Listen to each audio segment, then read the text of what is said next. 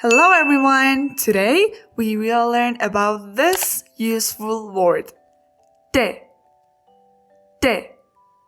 This word means when or time. And 때 is used to describe a specific time when something happens. This word is used with nouns, verbs, and adjectives, but in different ways. Come on, don't worry, you have me. So let's go. Noun plus 때. There is no special rule here. Just add 때 after noun. And this form express at a certain time. For example, 점심. 점심 means lunch. 점심 plus 때. 점심때. During lunchtime. 시작. 시작 means start. 시작 plus 때.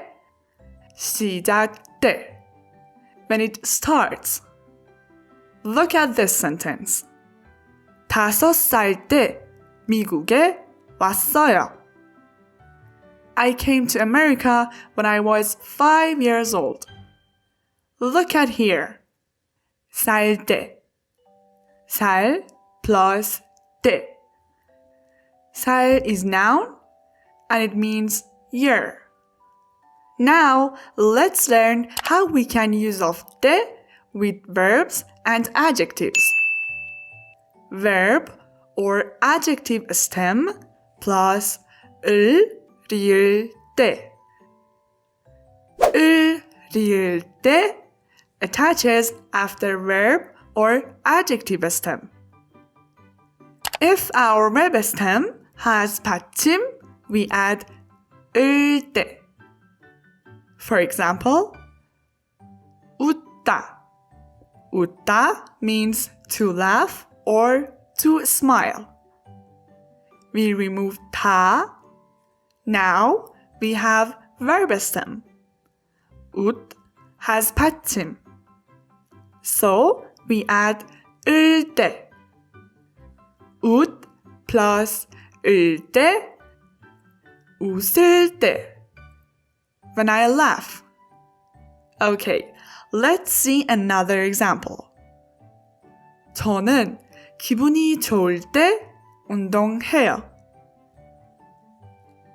좋다 means to be good.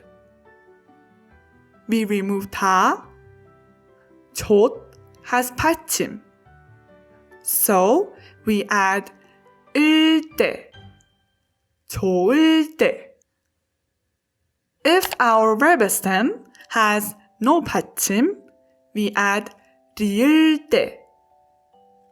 For example, 보다. 보다 means to see. We remove 다. Our verb stem has no 받침. So we add 리을 때.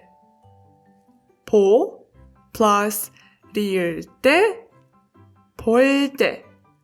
When I see. Look at this sentence. 심심할 때 뭐 해요? What do you do when you are bored? 심심하다 means to be bored. We remove 다.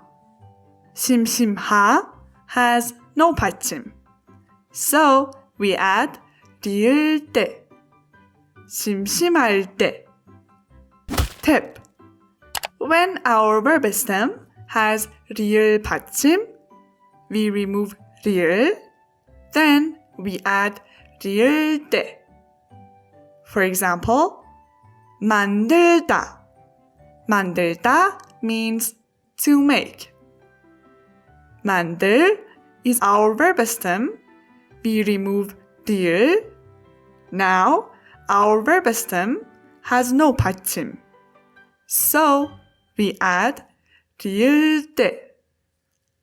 만드 plus 지을 때, 만들 때, when I make. Okay guys, this was today's grammar. Thank you for watching.